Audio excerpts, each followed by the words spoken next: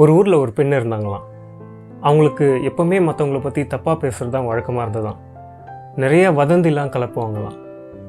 அப்போ என்ன ஆச்சா, அவங்க இருக்க தெருவில் ஒரு புதுசாக ஒரு பையன் குடி வந்தாங்களாம். அந்த பையனை பற்றி தேவையில்லாமல் காரணமே இல்லாமல் அவனை பற்றி பொய் சொல்ல ஆரம்பித்தாங்களாம். இவங்க வழக்கமாக பண்ணுறது தானே. ஸோ அக்கம் பக்கத்தில் இருந்தவங்க எல்லாருக்கிட்டேயும் போயிட்டு அவனை பற்றி தவறாக பேச ஆரம்பித்து கொஞ்சம் கொஞ்சமாக இன்னும் நிறைய அவனை பற்றி பொய் பேச ஆரம்பித்தாங்களாம்.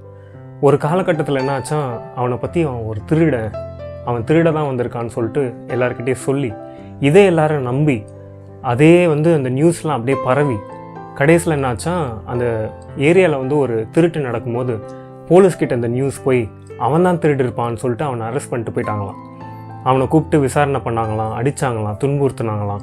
கடைசியில் தெரிய வந்து தான் அவன் எந்த தவறும் பண்ணாதவன், அவன் ஒரு நல்ல மனுஷன் அப்படின்னு சொல்லிட்டு அவன் என்ன பண்ணாங்களாம், அவனை ரிலீஸ் பண்ணிட்டாங்களாம்.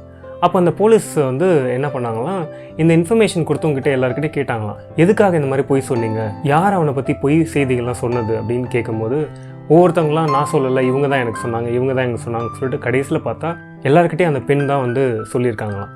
அப்போ அந்த பெண்ணை கூப்பிட்டு விசாரணை பண்ணாங்களாம் போலீஸ். அப்போ கேட்கும்போது எதுக்காக இந்த மாதிரி சொன்னீங்க அப்படின்னு சொல்லும்போது, இல்லை நான் தெரியாமல் சொல்லிட்டேன், நான் சந்தேகப்பட்டு சொல்லிட்டேன் அப்படி இப்படின்னு மழுப்பும் போது சொன்னாங்களாம், இல்லை நீங்கள் பேசுனது ரொம்ப தவறு, அந்த மாதிரி பேசக்கூடாது, ஒருத்தவங்களை பற்றி தெரியாமல் எதுக்கு போய் பேசுகிறீங்க அப்படின்னு சொல்லும்போது, இல்லை நான் தெரியாமல் பண்ணிட்டேன்னு சொல்லிட்டு சும்மா மனசு திருந்தாமல் அவங்க அந்த இடத்துல தப்பிக்கணுன்றதுக்காக, இல்லை நான் தெரியாமல் சொல்லிட்டேன் என்னை மன்னிச்சிருங்க விட்டுட்டாங்களாம். ஆனால் அந்த ஆண் ரொம்ப பாதிக்கப்பட்டார் இதனால். அவர் இது வரைக்கும் போலீஸ் ஸ்டேஷனே போனது இல்லையா, இவர் மனசு ரொம்ப கஷ்டப்பட்டு தான். அப்போ என்ன பண்ணாராம், வெளியே வந்த உடனே இவர் என்ன பண்ணாராம், அந்த பெண் மேலே ஒரு கேஸ் போட்டாராம். இந்த மாதிரி என்னை பொய் பேசிட்டாங்க, இவங்களுக்கு தண்டனை கொடுங்கன்னு சொல்லிட்டு கேஸ் போட்ட உடனே அந்த கேஸ் கோர்ட்டில் நடந்துதான். அப்போ ஜட்ஜ் அந்த பெண்ணை விசாரணைக்காக கூப்பிட்டாராம். கூடும் போது அந்த பெண் சொன்னாங்களாம், நான் தெரியாமல் பண்ணிட்டேன், என்னை மன்னிச்சிருங்க அப்படின்னு.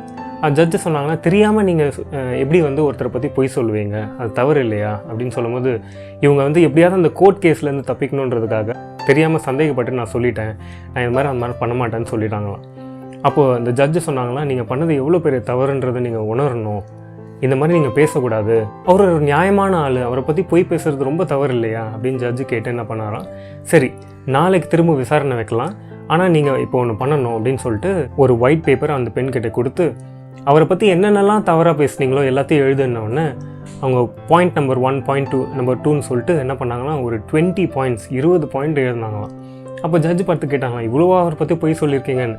ஆமாம் தெரியாமல் நான் சொல்லிட்டேன், சரின்னு சொல்லிட்டு ஒரு ஸ்கேலை கொடுத்து ஒரு பாயிண்ட்டாக கிழித்து தனியாக வச்சுங்க அப்படின்னு சொன்னோன்னா அவங்க அதே மாதிரி பண்ணாங்களாம். நீங்கள் வீட்டுக்கு போகும்போது என்ன பண்ணணுன்னா, வீட்டுக்கு நடந்து போகும்போது ஒரு தெருவுலையும் ஒரு பாயிண்ட்டை நீங்கள் கீழே போட்டுட்டு போயிடணும் அப்படின்னு சொன்னாங்கன்னா, சரிங்க நான் பண்ணுறேன் அப்படின்னு சொல்லிட்டு அந்த பெண் சொன்னாங்களாம். என்ன பண்ணாங்கன்னா, ஜட்ஜு சொன்ன மாதிரியே அதே மாதிரி ஒரு பாயிண்ட்டை ஒரு தெருவில் போயிட்டாங்களாம். அடுத்த நாள் திருப்பி கோர்ட்டுக்கு வந்தாங்களாம். அப்போ ஜட்ஜ் கேட்டாராம், சரி இப்போ நீங்கள் நான் சொன்ன மாதிரி செஞ்சிங்களா நேற்று அப்படின்னு கேட்டோன்னே, ஐயா நான் செஞ்சுட்டேன் அப்படின்னு சொன்னோன்னே, இன்றைக்கி நீங்கள் என்ன பண்ணணும், நீங்கள் எந்த பேப்பர் எந்த தெருவில் போட்டிங்களோ அந்த பேப்பரெல்லாம் கலெக்ட் பண்ணி அந்த மொத்தம் 20 பேப்பரை நீங்கள் நாளைக்கு எடுத்துகிட்டு கோர்ட்டில் கொடுக்கணும் அப்படின்னு சொன்னாங்களாம். இவங்க என்ன பண்ணாங்களாம், அந்த பெண் ஒரு தெருவாக போய் பார்க்குறாங்களாம், அந்த ஒரு பேப்பர் கூட கிடைக்கலையா, எங்கெங்கேயோ தேடி பார்த்தாங்களாம், கிடைக்கவே இல்லையா.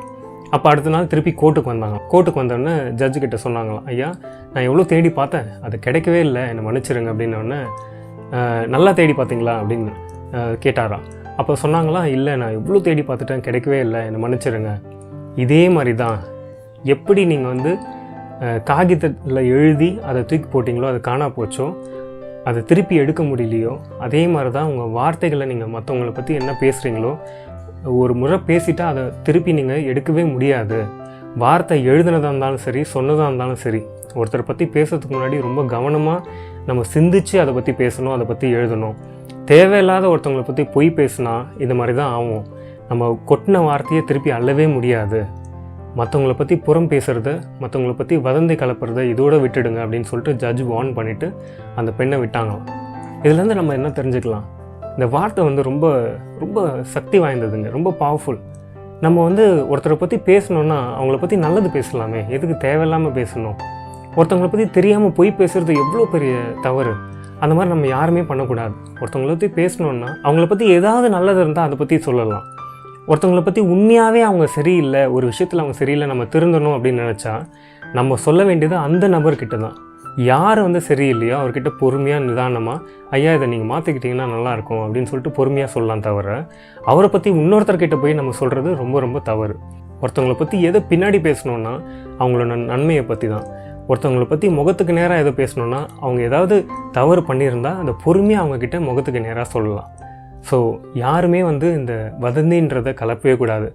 நம்ம வாட்ஸ்அப் யூஸ் பண்ணும்போது கூட சரி, சில முறை வந்து என்னென்ன நியூஸ் வரும் நம்ம தெரியாமல் பண்ணிவிடுவோம்.